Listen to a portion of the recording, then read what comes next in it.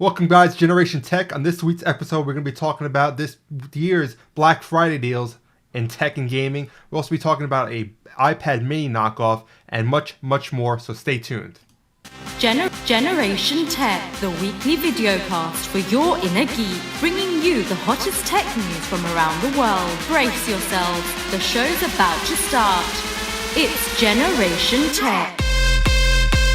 Here's your hosts, Rich Nieto and Matthew Burrows.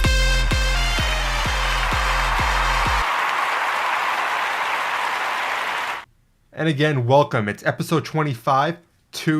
My God, it's like almost being up to my age. We passed your age a couple of months ago.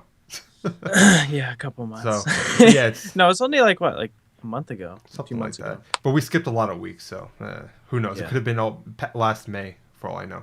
Yeah. But anyway, it's November 20th. It's almost the holiday season, even though all the decorations are up pretty much, so it might as well just be the holidays.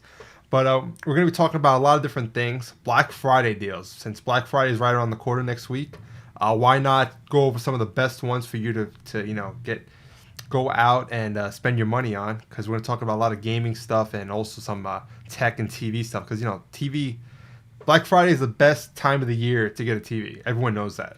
So, yeah. And this kid's going to be getting a Black Friday TV deal. So we'll talk about that, what kind of TV it is, go in depth on all that stuff.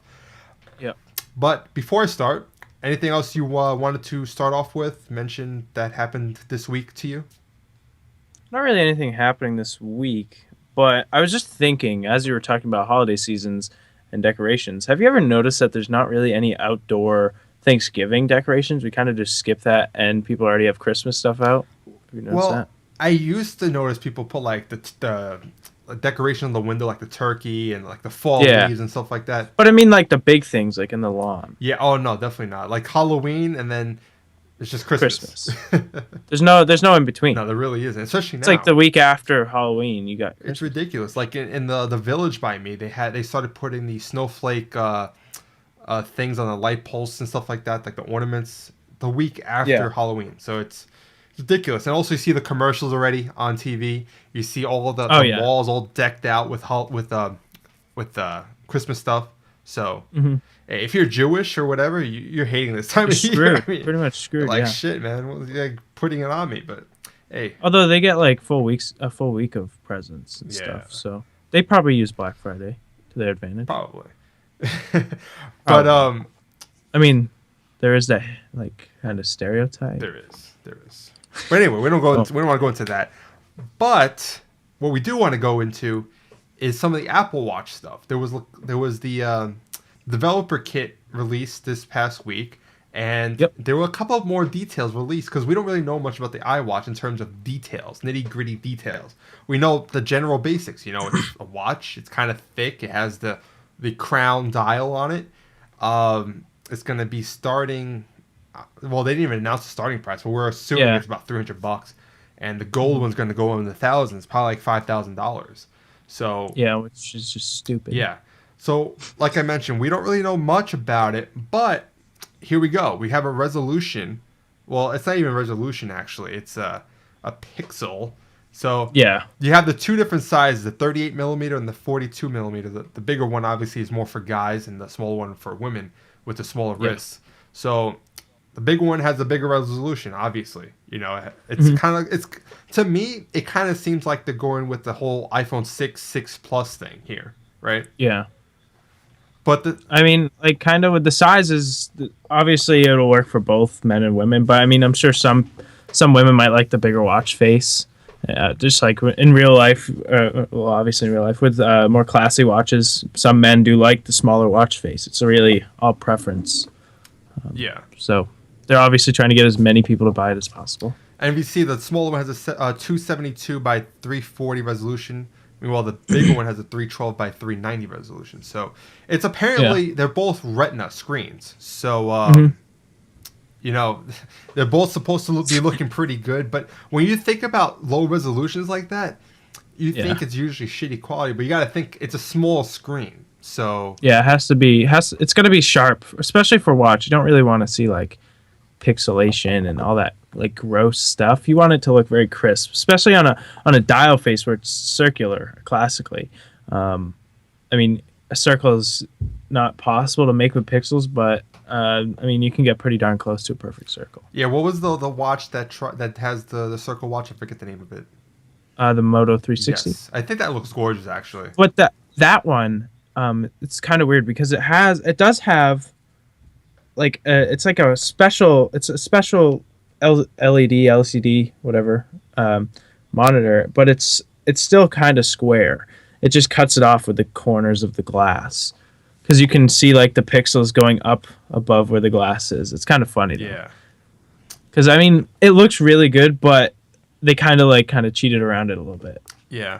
So I mean, I kind of wish Apple went with the circular face because everyone's used to it. Every watch has a circular face for the most part, and I don't know, the square kind of screams a little cheesy to me, but yeah, maybe it'll grow on me. But like I mentioned, a lot of the details of how Apple is going to be promoting the Apple Watch is in the details below. So basically, they mentioned they want it to be a lightweight device, whereas it's going to be an extension of your phone, where people are going to be using it briefly, frequently, on the small display. That's how they're showing it to the developers. That's how they want people to develop for it. Yeah, people are going to be looking at it a lot, really quickly, on a small screen. So that's how you got to design it.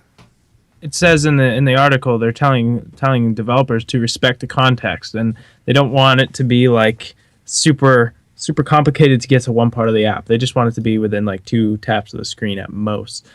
Because I mean, you wear watches occasionally. I don't really wear watches, but normally people just wear watches to look at the time, and it's just really an easy thing to do. Even if you're doing something else, you could be typing on the computer and take the time just quickly look at your watch. Even though I don't know why you do that, because there's a watch on your computer or clock. But yeah, I mean, if it's out of your way to access your watch, I feel like that takes away the point of having a watch. And that's why Apple's really being a stickler on this. They need to be very precise and very clean with what they put on the apps. Yeah, that's a good way of putting it. Because when you look at you're not going to look at your watch if it's going to be clunky and it's going to be a tedious chore to get into certain apps. You might as well just take out your phone and open it that way as you normally have. Yeah. The watch is supposed to be just quickly glance at it. You see some information that you need, whether it's the weather or health stuff that you're walking, pedometer or whatever. It's just got to be right there. And you saw they're not going for the grid layout for the apps. It's going to be more of a mishmash, square, circles all over the place. So, that should be interesting to see how it actually works out. I saw a grid of how they're going to put the apps on the home screen, and it's like a web. It's not just floating wherever it wants to be. It's actually kind of a grid, even though it's not like a perfect, horizontal vertical grid. It's a web, if you will. Yeah. Which I couldn't find the picture. I saw the picture of the grid a couple days ago. I could not find it, but it's kind of like the thing. It's kind of like a I don't know, brain thing. If you can pick up a pattern, it's hard to let go of that pattern. Right. And sometimes it's harder to find the pattern, but once you see it, you can definitely visualize it. So I think once you point out and kind of like draw out that web, you're like, oh yeah, now it makes more sense, because it's kind of going around the circle of a clock, which I think is nice, but they can always change any of this up at any time. None of this stuff's really final yet. So, of course. And it should be exciting. And it's a first generation device, so they're not going to get it right the first time. The iPhone, how many different iterations have they gone through in iOS? I mean, even between iOS, like 4 and 5, they come out with these incremental upgrades that make changes throughout the year. So yeah, I can just imagine when they release this, let's say in March, maybe like 3 months down the road, they're going to release whatever iOS they're going to call it, I guess iOS 1 for the watch or whatever it's called. They're going to release 0.1, and it's going to fix a lot of issues and all these UI things that might be messed up at the beginning. So, what if they called it WOS, but WOS instead of Wozniak? watch operating system. Now, That'd be kind of I funny. wonder what they're gonna call it though, because it would be kind of Because they always have to have some streamlined name, you know? Yeah. Can't just be, it has to roll off the tongue. So right now the beta is just leeching off of iOS 8.2. So I wonder if they're just gonna call it iOS 8 point whatever and just have like the watch version of it Yeah. as a counterpart. Which they might. But then I feel like they'd do that down the road to like implement in OS X. They'd like kind of implement it all under one name eventually then. Yeah. So I'm really looking forward to this. I've mentioned this for like over a year that this watch is gonna be awesome. I mean, we kind of got a glimpse of it with the widget feature in iOS 8, where you know you drop down the notification bar and you have widgets over here now from certain apps. And one app in particular that is amazing with its widget is the Philips Hue. So now I don't have to actually go into the app. I can just drop down this menu, and you see right here, the little row are my favorite lighting schematics, and I could change it real time just like that without even having to unlock my my phone. So that's awesome, you know. And I feel like that's what the watch is going to be like. You know, it's just going to be really quick, really simple, and It's very utilitarian. yeah. It's really all it's there for. A watch is there to help you through the day to keep track of time, and a watch should not lose that purpose. Yeah. The one thing that concerns me is the battery life, because you know, as much as Apple loves to brag about their battery lives, they have not mentioned it once since it's been announced. And someone even asked Tim Cook, like, what's about the battery life? Because you see all these smartwatches, battery life is abysmal. You know, it barely lasts a day. And Tim Cook says, I think what his I forgot what his answer was, but it was like, we're aiming towards lasting you throughout the day. But it was a very vague answer. And that's kind of alarming to hear, you know, because if it lasted like 2 days, you sure as hell know they would start bragging about it, because they do about every other device. Yeah, exactly. But obviously, I mean, I saw an article a while back. Batteries right now are a limiting factor on most devices with laptops or phones or mice, whatever you want to call it. I mean, it's always a limiting factor on how it feels and how it looks, because it's normally going to be one of the biggest components in the device. So that's especially true with the phones today. But Apple's still trying to kind of bulk down on their devices. You can see that with your phone, Rich, how thin it is now, but it still has a very nice battery in it. So I just hope that they are able to make that kind of work in this watch with a smaller battery, but still have decent enough time to get through your day, even with medium to heavy use.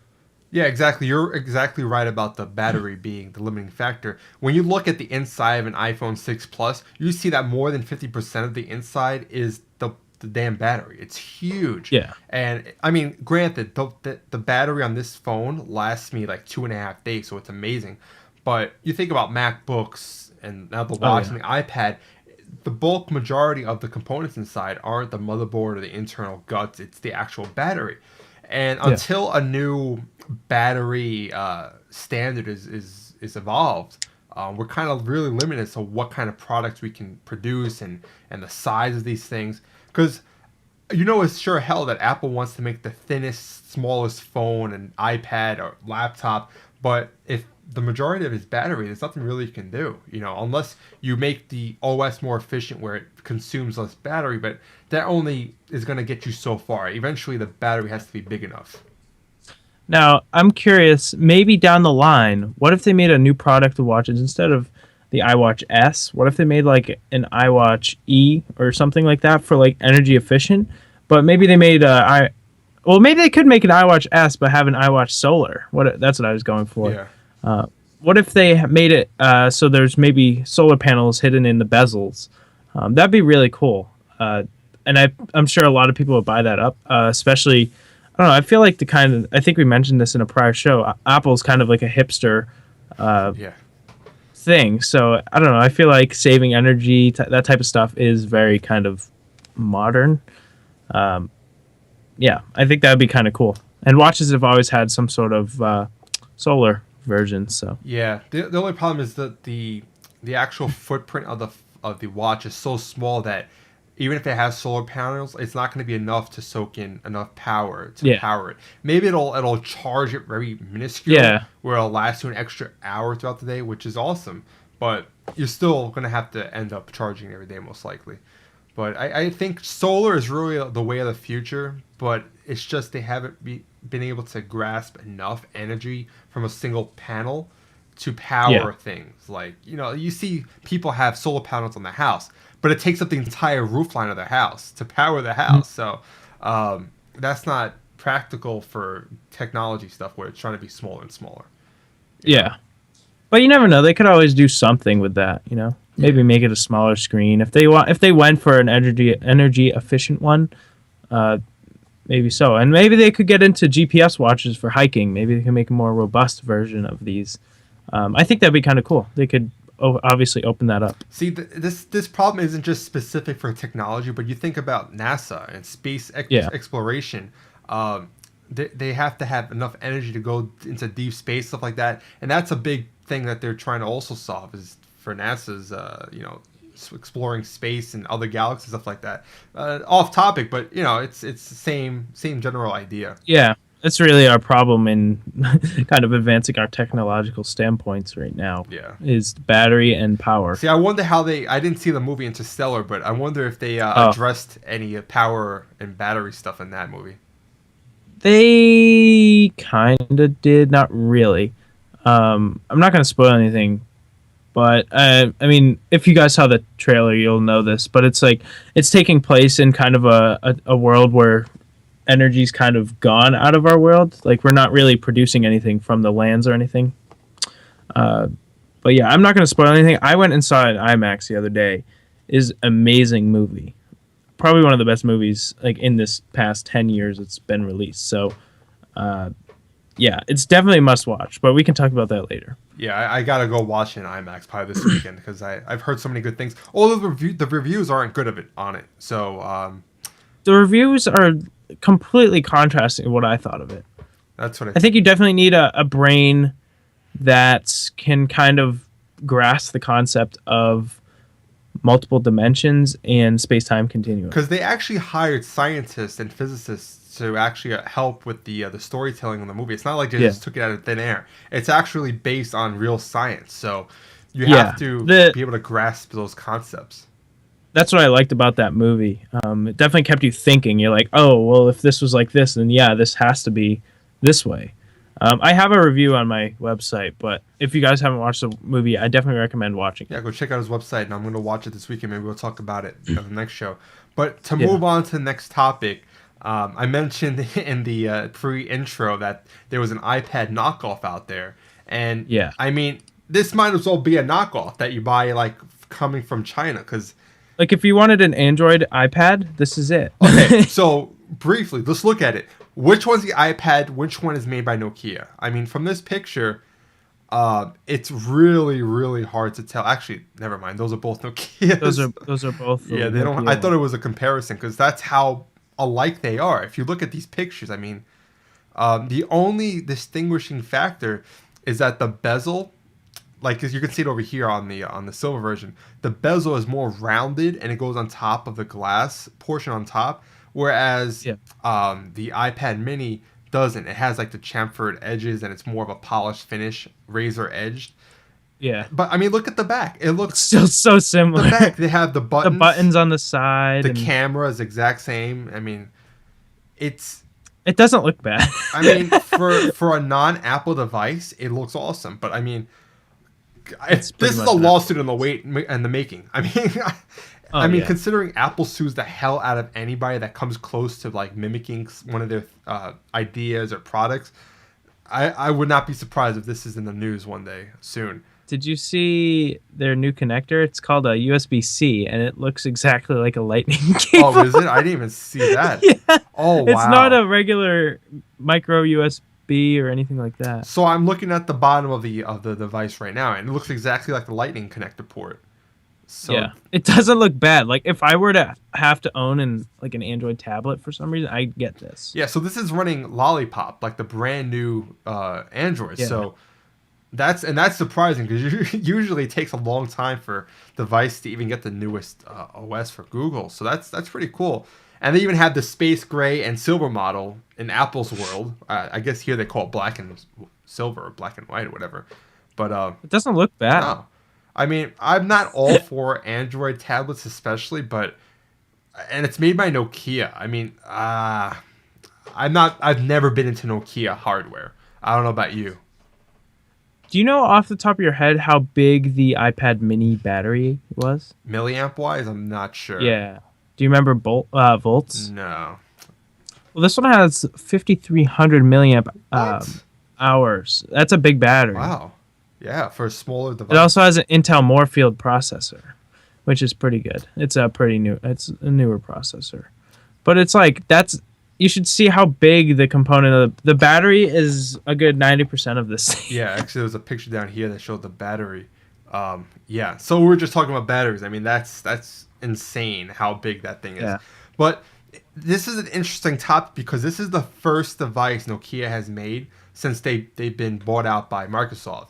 So Yeah. if this is the way they're going, I like this route. You know, where they're making more nicer looking products. I mean, even though they're copying Apple completely, I would like to see a little bit more, intuitiveness here with a completely different design. But you know, it could be worse. It could look like the Tab, where it's a piece of junk plastic or whatever.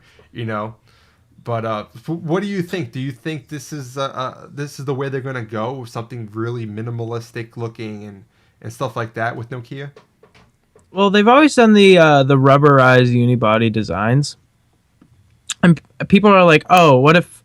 Some people are like, "Oh, if they took that build and made it metal instead, you know, maybe more premium Nokia Windows Phone, that they would like it more." And I feel like this is almost like a tongue-in-cheek kind of like FU to Microsoft for ditching them, because Microsoft and Apple are obviously big competitors in the PC world, and I mean, if they're going from this like kind of bulky, weird looking stuff to a nice, sleek, streamlined, professional looking things, I think it's almost like, I don't know, I feel that's what it feels like to me coming from like a tech guy, because obviously I know what an iPad mini looks like, I know what Microsoft devices look like. This is to me almost like an FU to Microsoft. It's like, oh yeah, you ditched us, okay buddy. Yeah, and the specs aren't that bad. The screen has a pretty No. good resolution. It's 2048 by 1536, which is, I mean, pretty much Retina in terms of Apple. Yeah. It's got 2 gigabytes of RAM, which beats any iPad. Yep. Especially the mini, I mean. And it's only 6.9 millimeters thin, which, I mean, it rivals an iPhone 6 Plus. And it comes with an 8 megapixel rear facing camera and a 5 megapixel front facing camera. So, I mean, and it comes standard with 32 gigs of storage. So this is pretty good tablet. Yeah. But in terms of Android tablets, it's pretty much on par, I would say, because usually Android tablets have a bigger better specs to handle the software. But you know, it's got a cheaper price point. It's $249. It looks like in China so far. Yeah, and it's going to be released in February 19th in China, I believe, first. $249 isn't that bad. No, I mean for the specs and what you're getting and the design. I'd almost buy this over an iPad mini at this point. I don't know about that. And well, it depends if you want to be. I mean, I wouldn't spend what is the new iPad mini? $350? It's 400 for the new one. 400 for the new one that didn't really have any changes over Yeah, the prior or you gen. can buy the old one for 300. Still $50 more. If I were to put the new iPad mini next to this, I'd get this. I wouldn't get the new iPad mini. Well, that's your decision. I Like- personally, I mean, once you have an iPad, you're in an ecosystem. You like to stay all Apple. In my opinion. I had an iPad. I know, but you're kind of mix moshing because your phone is an Android, you have a Mac. Yeah. So you're kind of not completely in the Apple ecosystem. Mm-hmm. You know, if you had an iPhone, maybe you might be teetered towards getting an iPad over this, but Yeah. you know, that's a what if kind of statement. Mm-hmm. But Like I have a Nexus 7. I don't use that obviously because the screen is shattered. But I've had an Android and an Apple. I did like the Apple a little bit better, but that was mainly because size. Yeah. I wouldn't buy, like, if I were right now to choose a latest gen product from Apple for tablets, I'd get the Air too. Yeah, I agree. The mini, I think we mentioned this a while back when we went over iPads when it was released. The mini is really the dwarfed stepbrother of this redheaded stepchild of this generation, because it received no update, and it's not. Yeah. And it's still the same price point. I mean, it got the Touch ID, but that was about it. Meanwhile, the Air got all the upgrades, got the thinness and everything. I'm loving the Air too. It's an amazing tablet. I love it. Yeah. But it's they put themselves in that predicament. I don't know why they did that. But anyway, speaking of the Air 2. Speaking of the Air 2, we're gonna go into our Black Friday deals, which, I mean, it's next. The Air 2 has a pretty good deal. Which is amazing because it's only been out for like a month already. Yeah. So it's like it's already got deals all over the place. When you look at all the big box like Best Buy, Target, Walmart, they all have some kind of iPad Air 2 deal. Some better than others. Some are just a gift card they give you with the regular price. But here we go. So I would say we'll start off here. So we mentioned earlier in the show you're looking to get a TV, right? Your parents. My parents are getting the TV. Right. So, and which one is it on this page right here? The Panasonic. No, I'm just kidding. It's they're getting the Samsung 55-inch 4K for our living room. So they're going all out 4K. Yeah. Awesome. Like right away, because they have the Apple TV up there. They have Blu-ray, and then downstairs where you were staying, we do have our projection stuff. Mm-hmm. But they don't really have a good TV up there. It's an older flat screen. Yeah. And this thing will blow it out of the water. Oh yeah, I mean that thing. It's a LED 4K. That's like you're jumping from 2005 to the present in an instant. Yeah. And it looks like it's a really thin. I was looking at pictures of it. It looks like it's a thin panel, so that's awesome as well. But that's a hell of a deal. I mean, for a 4K TV, 55-inch, $900. Like, what's wrong with this thing that it's that low? That's the first thing that comes to my head. It's a Best Buy exclusive, though. I haven't seen that anywhere else. So, you mean the actual TV is a Best Buy exclusive, or the deal? The TV. So this is the thing. Because I've seen another one for 40 inches for the same price. So this is the thing with Black Friday, is a lot of manufacturers make Black Friday edition devices, like usually TVs when it comes to this. I know Kelly's mom bought a Black Friday TV, a Samsung, a couple of years ago, and they really dumb it down. So it only had like one HDMI input, had one component input, and that was it. Like, it was really bare bones. But that's what you get when you're getting these deals, and it's like an exclusive TV. Yeah. It's not like when you look at the actual ad, it says it's a 55-inch class Samsung. It doesn't give you a specific model number, because it's made specifically for this deal, and it's not really made year round to be sold, so it doesn't have a model number. So that's the other thing to consider when you're looking at these Black Friday deals, is what are you really getting? You don't see a lot of reviews out for it. The panel could be copied over from a similar model, but it might be cheaper. It might be kind of leftovers that were around in the warehouse that they put together. Yeah. So just beware when you're buying these things. Well, this thing, I was looking at the specs. It has like 3 HDMI in, obviously the component and all that stuff. So I mean, it doesn't look bad, and it's definitely, no matter what, it's going to be an upgrade from what they have. Oh, for sure. I'm not saying to knock it, but I'm just saying for other people looking to get TVs, this like even cheaper TVs, like this $199 Panasonic 50-inch. That thing's probably I mean that's what you got to look out for. I mean, a 50-inch. Yeah. I mean, I know it's only 1080p, but still, 50-inch for $200, there might be something missing. It's a decent, like, if you need just a bigger TV, like say you have like a 19-inch, right? So you come home from college, you got a 19-inch POS TV, you want to upgrade, just put $200 down real quick, just something temporary. And once you get a better TV, move that one into your bedroom. Yeah. Or this is great for like a spare bedroom. Or whatever, game room, something. Yeah. And like I mentioned before, iPad Air 2 right at the bottom, you have $100 off. $100 off. It's $400 for a brand new iPad. So I mean, other And it's all sizes too, so you can get Yeah. the expensive one. You still get the 100 off, so it doesn't So matter. I noticed like Target and Walmart, they have similar deals where you get like a $50 gift card or $100 gift card, but it's only for the 16 gig model. It's not available in the bigger sizes. And I mean, in this day and age, 16 gigs is not practical. I mean, I'm a really Yeah. low usage person with 32 gigs at least. yeah, and they don't make 32 gigs anymore, so it's got to be Yeah. 64 gigs, you know. But Like 128 for me is way overkill. I don't even need close to Yeah. that. I only need 50 gigs on a tablet. although both of my devices are 128 gigs now, but that it gives me the freedom to just store everything under the sun on my devices, so I don't have to worry about it, you know. Plus, a lot of times, once the next cycle comes through, product cycle, you're making money anyway. So Exactly. So it's a little bit of an investment like coming whatever. up front, but I'm gonna make it in the back end also when I go and sell it yeah. for next year. So now, like, it's kind of funny how you have it because you pretty much have like a one-time buy-in for iPhone and iPad, and then you can just keep upgrading year after year without really putting anything down. You Pretty know? much, it's worked out that way. I mean, with the iPad, it's a little bit more like a lease. Yeah, kind of for all intents and purposes. But for the iPad, it's not as good because I have to always Yeah. buy it with the full price, as opposed to the phones. I buy it at subsidized it's not $200, but $300 or $400 with the bigger Yeah. sizes. But yeah, it's not that big of a deal when you're upgrading it like that. Yeah. So That's for sure. the other deal Next page. from Best Buy is the PS4 deal, which we think, in our opinion, this is the best one going out there. Yeah, this is the one that we found to be the best value with the best kind of bundled in games because you'll find like $350 with a game and it's like an older game and you're not really getting any money saved out of this. But for $3.99 you're getting a $40 game and a brand new $60 game.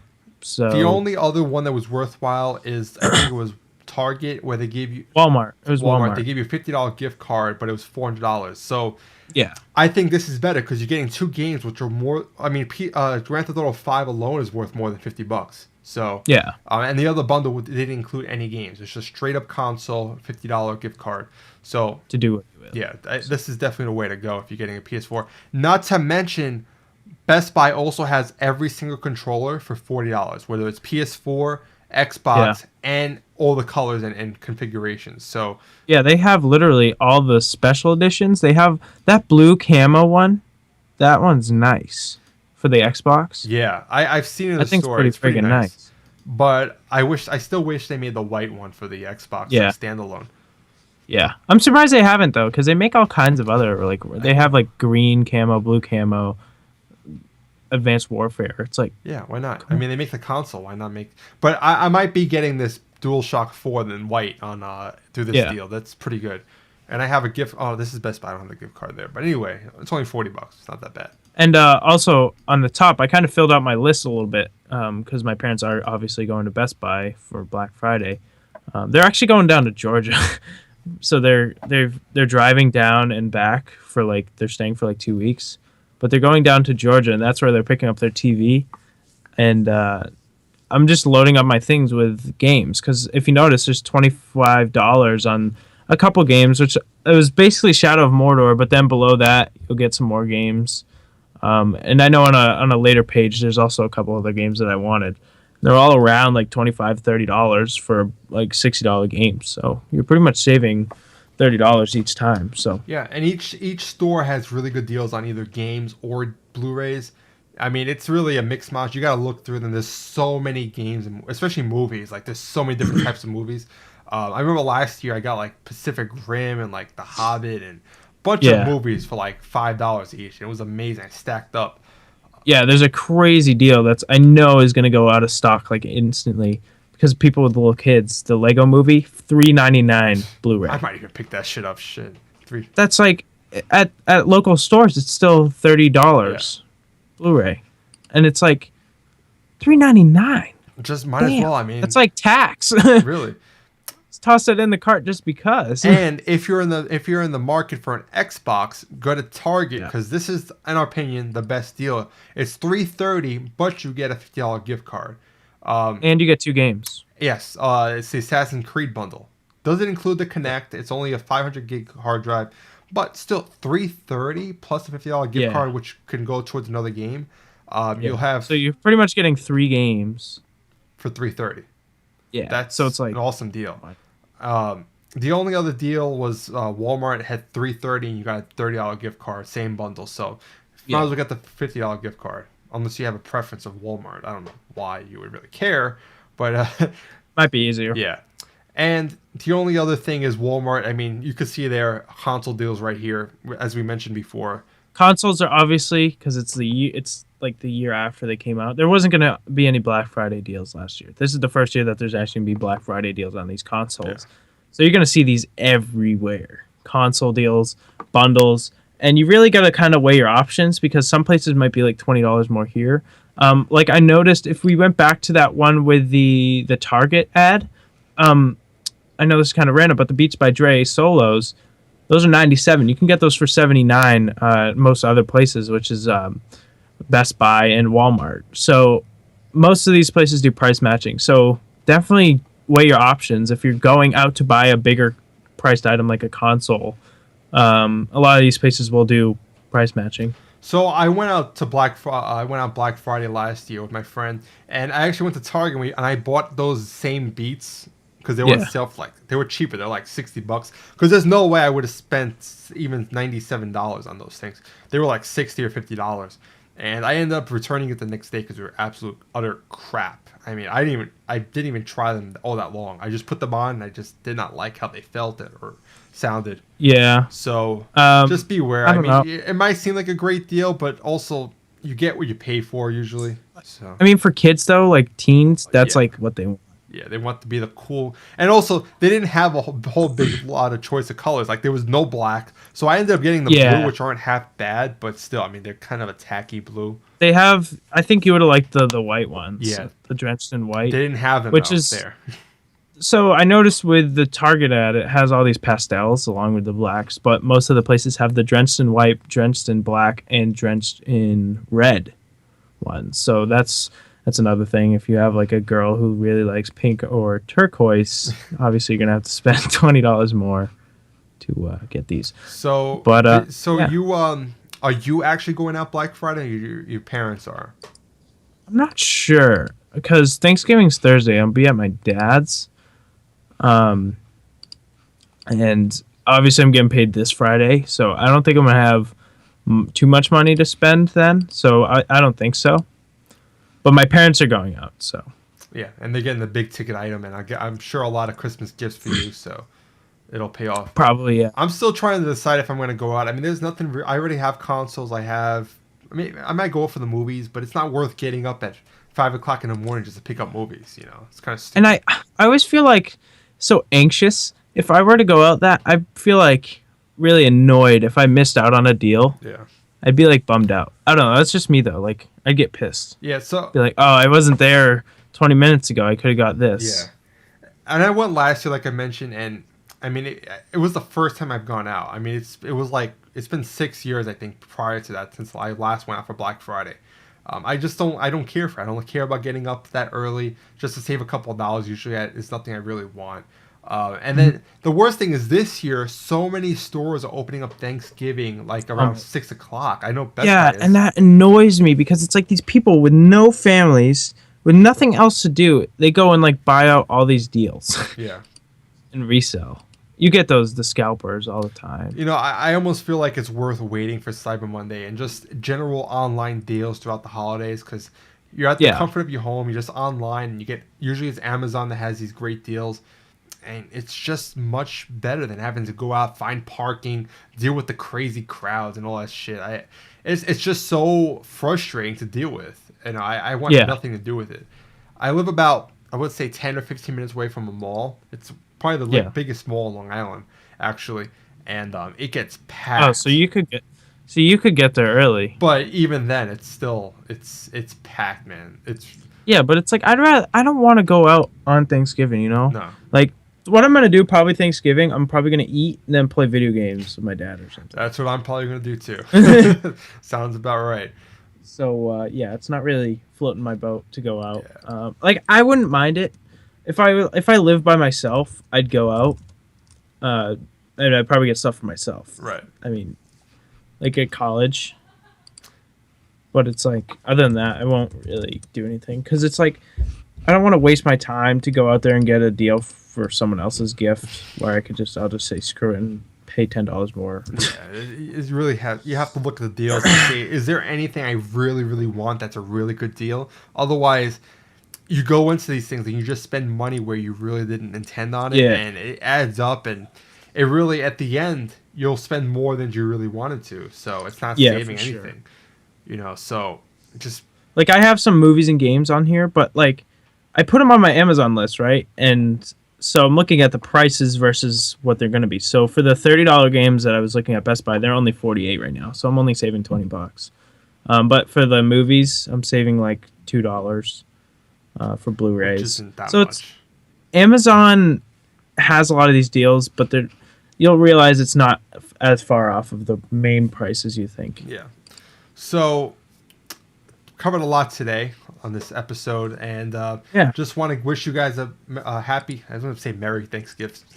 Happy holiday, happy Thanksgiving. Merry Thanksgiving and a happy Christmas. You filthy animal. Because next week we're going to take the week off and not do a show. We're going to just enjoy the holiday. Are you going to be vlogging next week? I might. I might also. I don't know. Depends. I think Christmas is more of a priority, but I might vlog. We'll see. So stay tuned for that. But otherwise, if we don't see you, have a great holiday with your family or with your friends or whatever you guys do. And we'll see you guys in about 2 weeks. We have a lot of holiday-themed stuff coming. We're going to be talking about our Christmas wish lists, which is always a fun topic. We're going to be doing setups soon and what we got for Christmas eventually. So stay tuned with us in the upcoming episodes. It's going to be an exciting couple of weeks. So until next time, guys,